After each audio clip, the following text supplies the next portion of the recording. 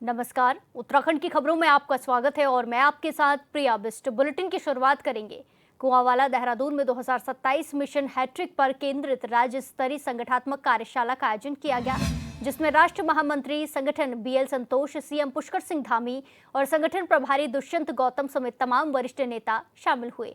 इस मौके पर प्रदेश प्रभारी, सह प्रभारी, मुख्यमंत्री, प्रदेश अध्यक्ष समेत सभी नवनियुक्त प्रदेश पदाधिकारियों ने 2027 में मिशन हैट्रिक को लेकर कार्य योजना पर चर्चा की। कार्यक्रम को संबोधित करते हुए CM धामी ने कहा कि प्रधानमंत्री मोदी के नेतृत्व में एक भारत श्रेष्ठ भारत की परिकल्पना को साकार किया जा रहा है। उन्होंने आगामी चुनाव में जीत का दावा किया है।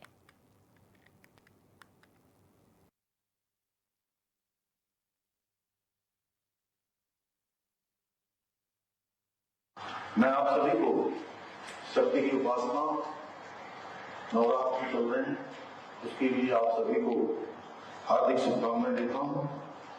यह हम सभी के लिए आज बहुत हर्ष का विषय है कि आज इस विशिष्ट कार्यशाला में हमें देश के करोड़ों कार्यकर्ताओं का अपना मार्गदर्शन देने वाले हमारे कुशल संगठन और भारतीय जनता पार्टी के राष्ट्रीय महामंत्री संगठन आदरणीय BL संतोष जी का सानिध्य प्राप्त हो रहा है।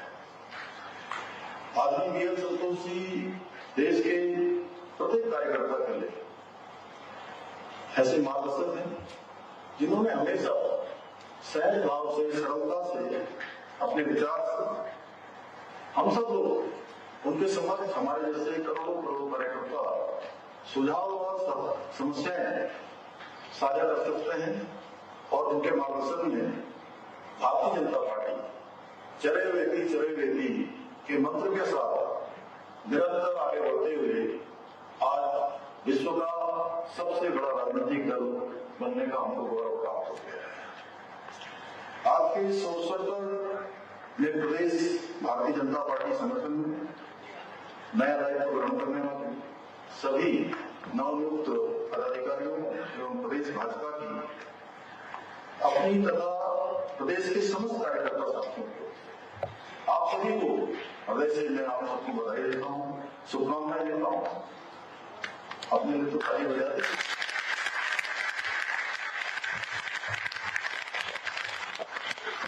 मुझे पूरा विश्वास है कि आप सभी ऊर्जा और उत्साह के साथ, नई उमंग के साथ न केवल संगठन को और अधिक मजबूत बनाने में महत्वपूर्ण भूमिका निभाएंगे, बल्कि केंद्र और जो राज्य सरकार की जन कल्याणकारी नीतियां हैं, उन योजनाओं का लाभ अंतिम व्यक्ति तक पहुंचे, इसमें अपना अमूल्य योगदान देंगे। साथ ही जैसा अभी आदरणीय महेंद्र भट्ट जी ने कहा कि मिशन 2027 और 2029 में आदरणीय प्रधानमंत्री श्री नरेंद्र मोदी जी के नेतृत्व में फिर से भारतीय जनता पार्टी को उत्तराखंड में ही नहीं, देश में भी प्रचंड विजयश्री दिलाने के लिए तन, मन और पूरे समर्पण के साथ काम करेंगे। जैसा आप सभी जानते हैं कि इस विजयदशमी पर हमारे मातृ संगठन राष्ट्रीय स्वयंसेवक संघ अपनी गौरवशाली यात्रा के 100 वर्ष पूरे करने जा रहा है। ये केवल एक शताब्दी पूर्ण होने का उत्सव नहीं है, बल्कि उस अखंड साधना का स्मरण भी है जिसके बल पर संघ ने राष्ट्र को विचार और संस्कार से जोड़ने का कार्य किया है। यह हमारा सबका सौभाग्य है कि हम ऐसे वैचारिक संगठन के सदस्य हैं जिनके लिए राष्ट्र प्रथम, संगठन द्वितीय और व्यक्ति अंतिम हमेशा रहा है। जिस प्रकार वटवृक्ष अपनी गहरी जड़ों से शक्ति प्राप्त करता है, उसी प्रकार भारतीय जनता पार्टी की जड़ें संघ की विचारधारा और समर्पित कार्यकर्ताओं की तपस्या से सींची गई है और यही हमारी संगठनात्मक शक्ति का मूल आधार है। साथियों, संघ की प्रेरणा से आज आदरणीय प्रधानमंत्री जी के नेतृत्व में भारत अपनी सांस्कृतिक पुनर्जागरण के अमृत काल में प्रवेश कर चुका है। वर्षों तक जो स्थान हमारे उपेक्षित रहे, हमारा गौरवशाली इतिहास, सांस्कृतिक विरासत, आज न केवल उसको पुनः स्थापित किया जा रहा है, बल्कि राष्ट्रीय चेतना का आधार भी बनाया जा रहा है। और आज हमारी सनातन संस्कृति की पताका पूरे विश्व के अंदर गर्व से लहरा रही है और भारत अपनी जड़ों से जुड़ते हुए पुनः विश्व गुरु बनने के मार्ग पर तेजी से अग्रसर हो रहा है। चाहे अयोध्या में भव्य रामलला के मंदिर का निर्माण हो, बद्रीनाथ केदारनाथ धाम में नव निर्माण या मास्टर प्लान पर काम होना हो, बाबा विश्वनाथ के गलियारे का विस्तार हुए, महाकाल लोक का निर्माण हो, हमारी धार्मिक धरोहरों को जिस प्रकार से सजाया और संवारा जा रहा है वो भूतो न भविष्यति। हमारी संगठन की प्रथम कार्यशाला है। अभी हमारे संगठन का विस्तार मंडल स्तर से नीचे बूथ स्तर तक जाना है। बूथ स्तर तक हम किस प्रकार संगठन का विस्तार कर सकते हैं, सारे विषय की रणनीति इस बैठक में बना रहे हैं, क्योंकि हमारा मुख्य केंद्र पोलिंग बूथ ही होता है। मतलब भारतीय जनता पार्टी की विजय हो और बूथ हम जीते, उसके लिए कार्यकर्ताओं का समन्वय स्थापित करना इस कार्यशाला का एजेंडे में है। इसके साथ साथ बड़ी संख्या में, क्योंकि पंचायत का चुनाव हो, नगर निगम का चुनाव हो, अनेकों महापौर से लेकर पार्षद से लेकर जिला परिषद से ब्लॉक प्रमुख बीडीसी मेंबर, इन सबको भी हम अपने बूथ के प्रबंधन कार्य में लगाएंगे। इस रचना को जुड़ा है और 2027 में पुनः कृपांजलि की सरकार उत्तराखंड में बने, उसके लिए कार्यकर्ताओं से रात दिन मेहनत के साथ और केंद्र प्रदेश सरकार की योजनाओं को घर घर तक, गाँव गाँव तक कार्य योजना पर हम चर्चा कर रहे हैं। उत्तराखंड CSR डायलॉग कार्यक्रम का आयोजन किया गया है, जिसमें सीएम पुष्कर सिंह धामी ने शिरकत की है। साथ ही में इस विशिष्ट कार्यक्रम में उपस्थित देश की सभी प्रतिष्ठित कंपनियों एवं संस्थाओं के प्रतिनिधिगण, उपस्थित सभी विद्वज्जन और सभी प्रिय छात्र छात्राओं का भी स्वागत करता हूं, सबका अभिनंदन करता हूं। और हमारे लिए बहुत हर्ष का विषय है कि मुझे आज प्लेनेट स्कूल द्वारा आयोजित उत्तराखंड CSR कार्यक्रम में आप सभी महानुभावों के बीच में एक बहुत ही मैं ये भी कहूँगा कि एक नया प्रकार का कार्यक्रम, इसको हम नवाचार भी कह सकते हैं भाई साहब, इस प्रकार का नवाचार किया और इस कार्यक्रम में हम सब एक दूसरे से मिल रहे हैं, संवाद कर रहे हैं। मैं सच में ये बहुत विशिष्ट है और शुभ अवसर हम सबको मिला है।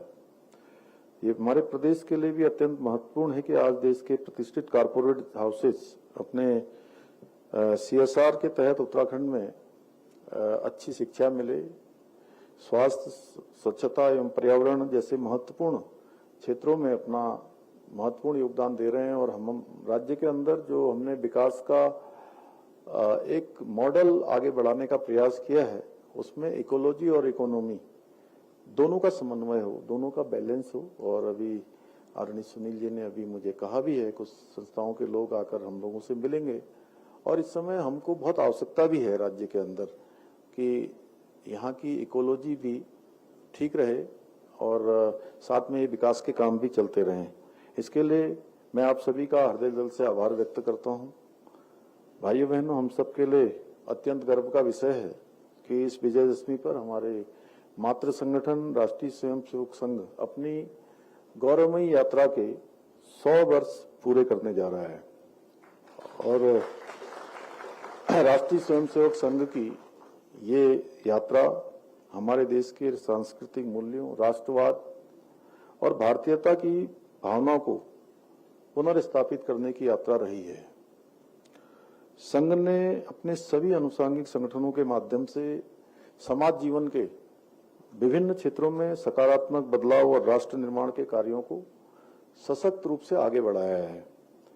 संघ की प्रेरणा से ही आज हम राज्य की शिक्षा व्यवस्था में महत्वपूर्ण सुधार और नवाचार लाने की दिशा में ठोस कदम उठाने जा रहे हैं, जो न केवल विद्यार्थियों को गुणवत्तापूर्ण और आधुनिक शिक्षा प्रदान करने में सहायक सिद्ध होंगे, बल्कि उनके जीवन के उच्च आदर्शों को और नैतिक मूल्यों को विकसित करने में भी बहुत महत्वपूर्ण भूमिका निभाएंगे।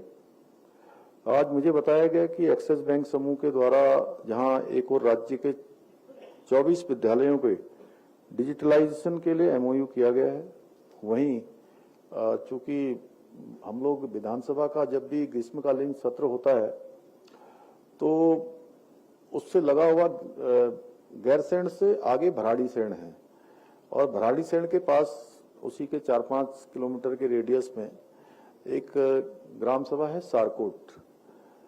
तो मैं जब वहां गया तो मैंने देखा कि उस गांव की महिलाएं बहुत अच्छा काम कर रही है, बच्चे बहुत अच्छा काम कर रहे हैं, मधु पालन के क्षेत्र में, सब्जी उगाने के क्षेत्र में और दुग्ध उत्पादन के क्षेत्र में भी, और पूरी तरह से मद्य निषेध उन्होंने वहां पर किया गया है। महिला मंगल दल, युवक मंगल दल बहुत प्रयास वहां पर करते हैं और गांव के अंदर बड़ी यूनिटी है। तो ये मैंने सोचा कि ये गांव क्यों ना आदर्श गांव होना चाहिए। तो मैंने शुरुआत करी कि मुख्यमंत्री के रूप में एक गांव सबसे पहले मैं इसको लेता हूं कि इसको मैं अपने में अडॉप्ट करता हूं। और आज से लगभग 1 साल पहले ये प्रक्रिया हमने शुरू करी। आज मुझे बताते हुए खुशी है कि वो गांव बहुत अच्छा एक विकसित गांव की तरफ आगे बढ़ रहा है। अनेक प्रकार के नवाचार वहां पर हो रहे हैं और उसी गांव की 21 साल की बेटी प्रियंका नेगी इस बार वहां की ग्राम प्रधान अभी बनी है। नए जो चुनाव हुए हैं और बहुत शानदार तरीके से पूरे गांव के लोग आगे बढ़ रहे हैं। तो आज आदर्श गांव सारकोट के भी प्राथमिक विद्यालय को भी डिजिटल उसका शुभारंभ भी आज किया गया है। इसके अलावा प्लेनेट स्कूल रिसर्च सेंटर के जनरेशन ऑफ जीनियस प्रोजेक्ट के अंतर्गत उत्तराखंड के 9वीं 10वीं कक्षा के विद्यार्थियों ने जो शोध पत्र प्रकाशित किए हैं उन्हें महर्षि योगी संस्थान के सहयोग से 50 देशों के विद्यार्थियों के साथ मिलकर शोध कार्य करने का भी अवसर प्राप्त होगा। भाइयों बहनों, ये हमारे लिए बहुत हर्ष का विषय है कि आज राज्य में IIFCL, Mankind, Havana Foundation, Toyota, Nestle, TSDC, IRCTC, HDFC, Britannia जैसी अनेक संस्थाएं, बहुत सारी जो सामाजिक गतिविधियां हैं उन सभी को संचालित कर रही हैं। हम गुणवत्तापूर्ण शिक्षा, स्वास्थ्य, स्वच्छता, पर्यावरण संरक्षण और साझेदारी से विकास के जैसे SDG के विभिन्न लक्ष्यों की पूर्ति के लिए भी CSR के माध्यम से और भी कार्यों को आगे बढ़ा रहे हैं। बहुत सारे काम हम कर रहे हैं। इस अवसर पर मैं उन सभी संस्थाओं और उन कंपनियों का आभार व्यक्त करता हूं जो उत्तराखंड के विकास में CSR के माध्यम से अपना महत्वपूर्ण योगदान दे रहे हैं। भाइयों बहनों, आज हमारे बीच में उद्योग जगत से आए हुए बहुत सारे महानुभाव भी आज उपस्थित हैं। मैं आप सभी से ये कहना चाहता हूं कि हमारी सरकार शिक्षा के साथ साथ औद्योगिक क्षेत्र में भी उत्तराखंड को आगे ले जाने का प्रयास कर रही है। पिछले दिनों हमने यहाँ महामहिम राज्यपाल जी के यहाँ भी सभी उद्योग जगत के प्रतिनिधियों को आमंत्रित किया था और उसके पीछे मेरी सोच थी कि सरकार की भी एक सीमा है और हमारे उद्योग जगत के लोग, विभिन्न संस्थान बहुत सारे स्थानों पर CSR का काम उनको करना ही होता है।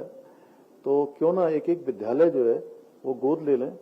तो हमने कुछ ऐसे विद्यालयों का वहाँ पर उनको खोजा भी है, कुछ विद्यालय जो बहुत सीमांत क्षेत्रों में है जहाँ पर काम की आवश्यकता है। कुआवाला देहरादून में GST बचत उत्सव के उपलक्ष्य में जागरूकता कार्यक्रम का आयोजन हुआ जिसमें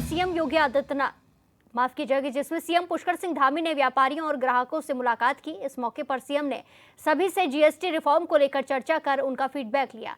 सीएम ने कहा कि सभी जरूरी चीजें सस्ती हो गई हैं, इससे बचत होगी। उन्होंने कहा कि GST दरों में कमी का परिणाम साफ देखने को मिल रहा है। दुकानदारों ने कहा कि अब उनकी बिक्री बहुत बढ़ गई है।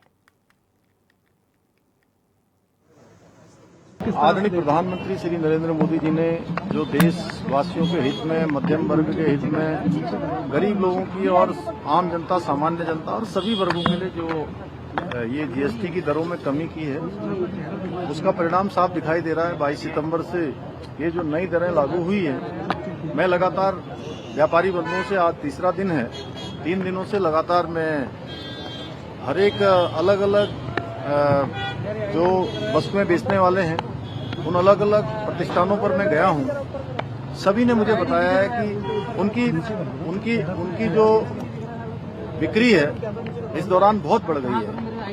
और जो जरूरतमंद चीजें हैं, जैसे यहाँ पर अभी मैं पूछ रहा था, कल मैंने फ्रिज से लेकर पेस्ट्री से लेकर तमाम प्रकार के खाने पीने के सामान थे, तमाम डेली मर्रा के उपयोग की वस्तुएं थी, आज भी साबुन से लेकर पेस्ट से लेकर घी, और ये सभी वस्तुएं जो सस्ती हुई हैं, उससे एक तो लोगों की बचत होगी, ये बचत उत्सव भी है, और साथ में बिक्री का भी, दुकानदारों की बिक्री भी बहुत बड़ी है, लोगों के लिए बहुत बड़ी राहत है, और ये क्रांतिकारी निर्णय है। सभी लोग इसके लिए प्रधानमंत्री आदरणीय मोदी जी का धन्यवाद कर रहे हैं। देहरादून में आयोजित कार्यशाला में सीएम ने पेपर लीक को लेकर कड़ा संदेश दिया है। उन्होंने कहा कि बीजेपी की सरकार में 25,000 युवाओं को नौकरी दी गई है। सख्त नकल विरोधी कानून के तहत 100 से ज्यादा नकल माफियाओं को जेल भेजा जा चुका है, लेकिन कुछ लोग युवाओं की भविष्य से खिलवाड़ करने की कोशिश कर रहे हैं। सीएम ने कहा कि उन सभी नकल माफियाओं और जिहादियों को बता देना चाहता हूं कि जब तक नकल माफिया को मिट्टी में नहीं मिला दिया जाता, हम चैन से नहीं बैठेंगे। का सख्त नकल विरोधी कानून लागू किया है, जिसके परिणाम स्वरूप पिछले 4 वर्षों में 25,000 से अधिक युवाओं को सरकारी नौकरियां प्रदान करने में हमें सफलता प्राप्त हुई है। इस कानून के लागू होने के पश्चात हमने वर्ष 2022 के बाद से अब तक 100 से अधिक नकल माफियाओं को जेल की सलाखों के पीछे पहुंचाने का काम किया है, परंतु कुछ लोगों को ये रास नहीं आ रहा है।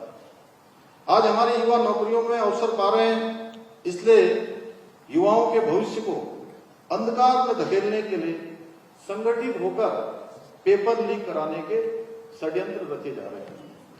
कोचिंग माफिया और नकल माफिया एक होकर राज्य में नकल जहाज छेड़ने का प्रयास कर रहे हैं, जांच से पहले ही प्रदेश में अराजकता फैलाने का प्रयास कर रहे हैं।